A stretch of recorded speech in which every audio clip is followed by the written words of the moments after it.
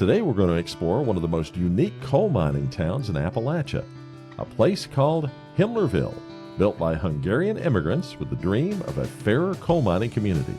All thanks to a visionary named Martin Himler.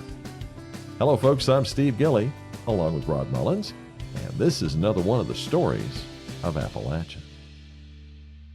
Well, Steve, I've never heard of this before, but I think I'm very interested at the point where you said this was kind of a cooperative coal community or coal mining community. And when I hear the word cooperative, that's something we don't have nowadays, it seems like, in a lot of stuff that we do, is it? Well, this is one of those stories that's kind of like the exception to the rule. This all came about at the time of the West Virginia mine wars. Right. And this was an attempt to do exactly the opposite. A very interesting story that, I've never heard, certainly wasn't taught in school when I went to school, and I'm sure it wasn't with you. But it's a very interesting story, and I think it's one folks need to hear about. Yep, I think so too. So let's get to it. Okay. Well, Rod, what's really special about this story is that Himmlerville wasn't just another coal camp. It was an experiment in community and fairness, led by miners who weren't just employees, but were shareholders in the company itself. So let's dig into how this all came to be and explore what Himmlerville was like during its heyday in the early 1920s. Okay, Steve. Well, Martin Himler's story is a fascinating one all on its own. He was born in Pasto, which is now Hungary, and immigrated to America in 1907 when he was just 18 years old. Now, like many immigrants at the time, he was drawn to the coal mines of Appalachia by the promise of work. But it wasn't a warm welcome. As soon as he arrived in Thacker, West Virginia, he found out that he owed $32 to cover the transportation and equipment costs. Well, that equals out to about $1,000 today, if you can believe it. Add in room and board, and he quickly realized he was in deep debt. He was in a deep hole before he even set foot in a mine. And on top of that, Himler wasn't exactly a, natural-born coal miner. He struggled with the work, which meant he'd likely be stuck paying off this debt for months, if not for years. But Rod, Martin Himler was a resourceful guy, and he was not about to accept what was in reality a prison sentence. After just 8 days, he made a daring escape, leaving behind most of his belongings, sneaking out of the camp by night to avoid being caught and forced back in. From there, he drifted around, taking odd jobs and working in Pennsylvania coal mines. He also became a newspaper man, establishing the Hungarian Miners' Journal in New York City. Now, this experience was actually what planted the seed for what would become the Himler Coal Company. You see, Mr. Himler knew the hardships of the typical coal miner, and he saw how unjust the company town system was.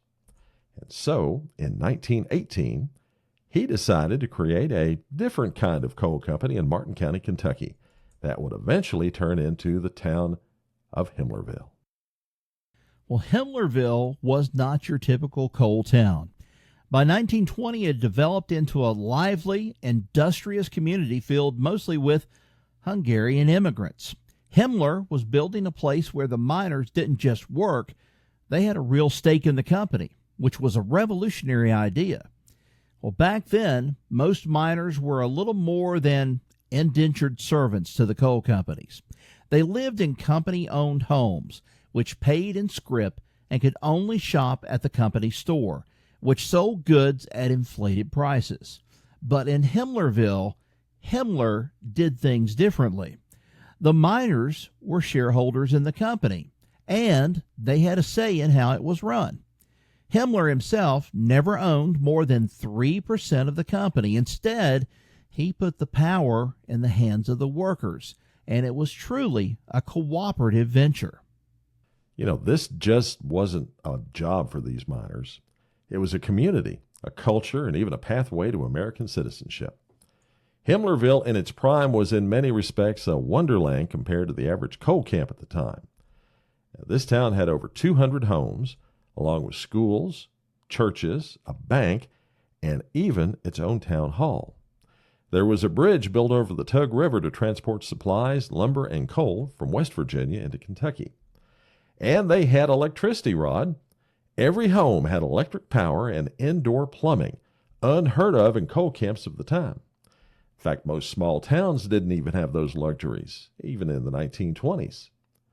And on top of that, they had their own newspaper, the one that Martin Himler started in New York, the Hungarian Miners' Journal, printed in Hungarian.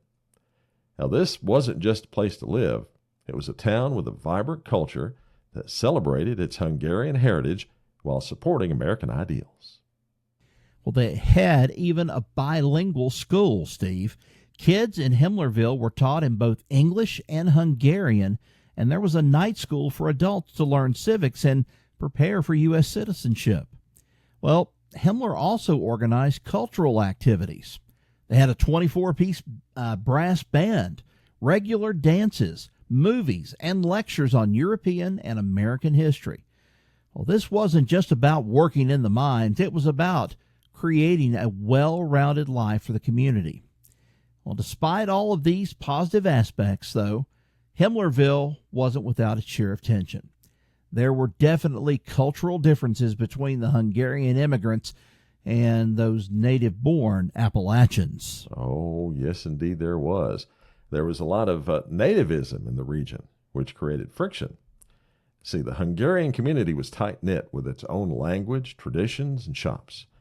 And that sometimes led to misunderstandings and resentment from the locals. And there were differing opinions within the Hungarian community itself.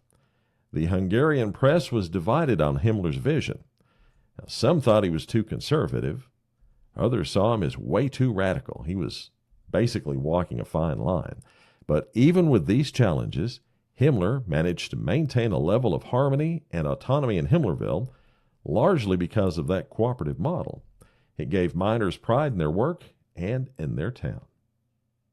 Well, like many ambitious projects, Himmlerville didn't last. The coal industry hit a hard downturn after World War I. Production was high, but demand dropped, and prices, well, they literally just about went through the bottom of the barrel. By the late 1920s, the company was struggling financially.